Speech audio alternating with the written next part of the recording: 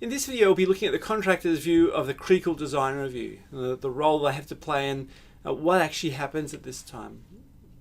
And we should say that once the detailed design phase is finished, the system's pretty well ready to be constructed and actually built. Before this though, we need to make sure the design's mature. And this is essentially the purpose of the system design review. If it's not up to standard, we may lead to a very expensive recall or very expensive and public failure. A few examples of this are the recent Takata faulty airbag scandals. Takata have been a manufacturer of huge amounts of airbags. A large percentage of the airbags are used by many manufacturers, like GM and like Toyota, for example. Now, it's found that in some conditions these airbags can actually be dangerous, and some people have died as a result of these airbags deploying. This is one of those recalls worth billions of dollars when vehicle manufacturers like GM and Toyota have mandated that all the airbags in affected vehicles should be replaced. Very, very expensive, and it actually doesn't reflect well on the car companies like Toyota as well, who have to tell their customers your car's actually been recalled and things need to be replaced. Doesn't reflect well on them, even though they didn't really have anything to do with it. It was a third-party component. Another prominent example of late has been the Galaxy Note 7. The Galaxy Note 7 had several cases of batteries that exploded. And these cases led to the recall of all Galaxy Note 7s. They are actually doing remote shutdowns of these phones, so customers couldn't actually use them and hold on to them. And it even had them banned from aircraft. And so if you travelled around through airports at this stage, they had big signs up saying that you're not allowed to actually carry these devices on planes. Not very much of a smartphone, is it, when you're not allowed to take it on a plane and because there's a risk of fire. The flow-on effect from this scandal was the recall of 2.5 million of these Galaxy Note phones, and the profits of Samsung were down 1/3 in that particular quarter from the projected profits. So we're talking huge amounts of money there. Another example is the drug company Merck. They produced an arthritis drug that was actually found to increase the risk of heart attacks. The settling fees here were almost $5 billion. And you can see the effect that's had on the damage to their brand.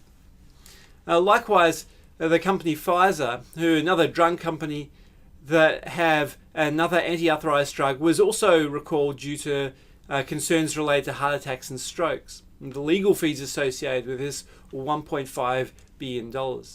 So major issues here. But it's not just in the drug areas.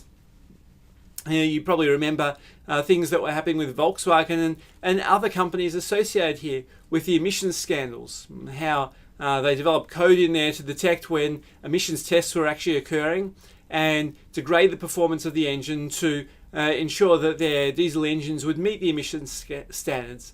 But when the tests weren't occurring and when they were on the real roads, the engines would be performing at their normal rate and would break the emissions standards of the particular companies involved.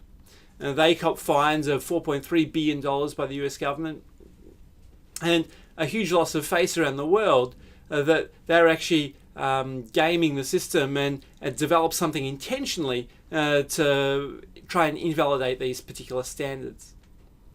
So it's really important to thoroughly review our system design stages at this stage. We don't want to sign off on something, and we don't want to take the system out to market if it's going to cause us a huge problem later down the track. It may send us bankrupt, as some of these cases are huge cases and huge litigation that can be involved.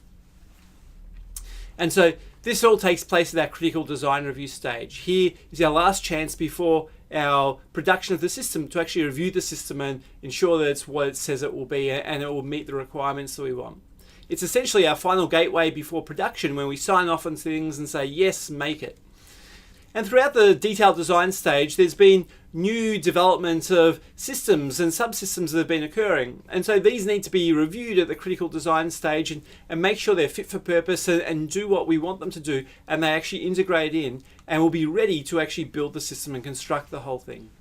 Now, these may include hardware designs, and we need to check things like, can they actually be built? Will they perform their role? Will they satisfy all the safety constraints, things such as loading and strength and design constraints? And we want to make sure we can actually build these things and build them safely and build them well. Otherwise, we'll be going into the construction phase, but we won't actually be able to perform the construction, which will be a major loss of face. Likewise, with the hardware, we need to do the same sort of thing with the software. We need to examine these software designs and make sure we have the correct interfaces, the correct controls, the correct feedback, and all the correct systems that will perform the roles and requirements that we had when we specified our system in the first place. And we have into our critical design review our entry criteria and our exit criteria. So along with all the previous reviews, we had certain entry criteria that must be met before we can actually conduct the review. Otherwise, they'll say it's premature to actually conduct this review now. For example, we may have set the criteria that we need to develop a prototype, a functional or a non-functional prototype, to be fielded at this point. And so at the critical design review, we can't actually make this review happen until we have this prototype and we can actually view it and review the performance of it. Likewise, we have exit criteria.